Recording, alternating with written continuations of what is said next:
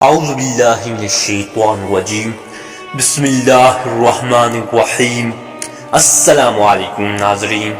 حضرت علی رضی اللہ تعالی عنہ 13 رجب 30 عام الفیل بمطابق 600 ہجری کو پیدا ہوئے۔ آپ رضی اللہ تعالی عنہ کا نام علی، کنیت ابو الحسن اور ابو تراب اور لقب حیدر ہے۔ آپ رضی اللہ تعالی عنہ حضور صلی اللہ علیہ وآلہ وسلم کے چاچا حضرت ابو طالب کے بیٹے تھے۔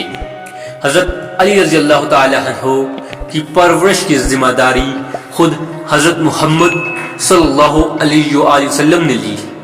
یہ حضرت علی رضی اللہ تعالی عنہ کی خوش قسمتی تھی کہ آپ رضی اللہ تعالی عنہ رسول اکرم صلی اللہ علیہ وآلہ وسلم کے زیر سایہ پلے بڑھے۔ رسول اکرم صلی اللہ علیہ وآلہ وسلم کی بیٹی حضرت فاطمہ رضی اللہ تعالی عنہا کی شادی آپ رضی اللہ تعالی عنہ سے ہوئی۔ حضرت امام حسن رضی اللہ تعالی عنہ اور حضرت امام حسین رضی اللہ تعالی عنہ آپ رضی اللہ تعالی عنہ کے فرزند تھے۔ نبی کریم صلی اللہ علیہ وآلہ وسلم نے اپنے قبیلے کے لوگوں کو اسلام کی دعوت دی تو حضرت علی رضی اللہ تعالی عنہ نے سب سے پہلے اسلام قبول کیا۔ اس وقت آپ رضی اللہ تعالی عنہ کی عمر 9 سال تھی۔ آپ رضی اللہ تعالی عنہ نے زندگی بھر رسول اکرم صلی اللہ علیہ وآلہ وسلم کا ساتھ دینے کا برملا اعلان کیا۔ نبی کریم صلی اللہ علیہ وآلہ وسلم نے مکہ مکرمہ سے مدینہ منورہ ہجرت کا ارادہ فرمایا تو آپ صلی اللہ علیہ وآلہ وسلم کے پاس جو امانتیں تھیں وہ حضرت علی رضی اللہ تعالی عنہ کے سپرد کیں تاکہ وہ انہیں لٹا کر مدینہ تشریف لائیں۔ اس رات آپ رضی اللہ تعالی عنہ رسول اکرم صلی اللہ علیہ وآلہ وسلم کے بستر پر لیٹے رہے اور نہایت بہادری اور وفاداری کا ثبوت دیا۔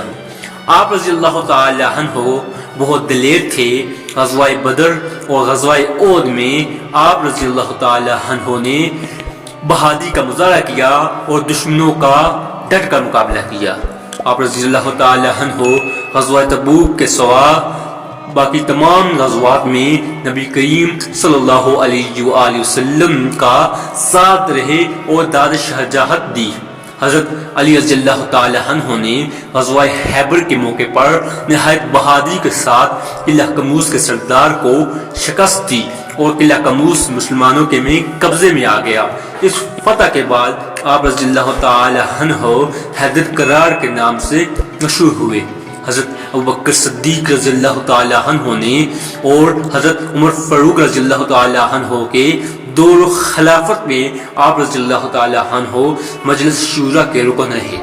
حضرت عثمان رضی اللہ تعالی عنہ کی شہادت کے بعد مسلمانوں نے آپ رضی اللہ تعالی عنہ کو چوتھا خلیفہ منتخب کیا۔ اس وقت مدینہ منورہ میں سخت افراتفری پھیلی ہوئی تھی۔ آپ رضی اللہ تعالی عنہ نے نہایت صبر تحمل اور ثابت قدمی کے ساتھ حالات کا مقابلہ کیا اور قرآن و سنت کے مطابق خلافت کے فرائض انجام دیتے رہے۔ آپ رضی اللہ تعالی عنہ کا دور خلافت 4 سال 9 ماہ رہا۔ آپ رضی اللہ تعالی عنہ کے دور خلافت میں بہت سے ایسے اقدامات کیے گئے جو امت مسلمہ کے لیے بہت فائدہ مند ثابت ہوئے۔ ان اقدامات میں زکوٰۃ اور جزیہ کی وصولی کا نظام اور عدالتوں کا نظام سرفہرست ہے۔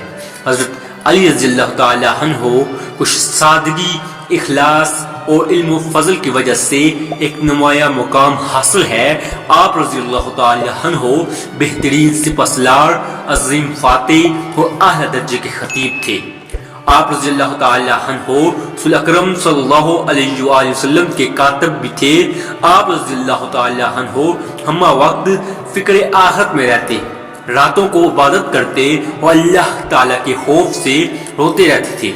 کسی سے ذاتی بدلہ لینا، بے جا غصہ کرنا، ناانصافی کرنا، ان سب باتوں سے آپ رضی اللہ تعالی عنہ دور رہتے تھے۔ آپ رضی اللہ تعالی عنہ ہر حال میں اللہ تعالی کا شکر ادا کرتے تھے خلافت راشدہ کے آخری دور میں اسلام کے خلاف سازشیں ہو رہی تھیں، حضرت علی رضی اللہ تعالی عنہ کی شہادت انہی سازشوں کا ایک حصہ تھی۔ آپ رضی اللہ تعالی عنہ پر 19 رمضان المبارک کو کوفہ کی مسجد میں نماز فجر کے وقت ایک بدبخت خارجی عبد الرحمن ملجم نے حملہ کر دیا۔ اس حملے میں آپ رضی اللہ تعالی عنہ شدید زخمی ہو گئے اور 21 رمضان 40 ہجری کو جامع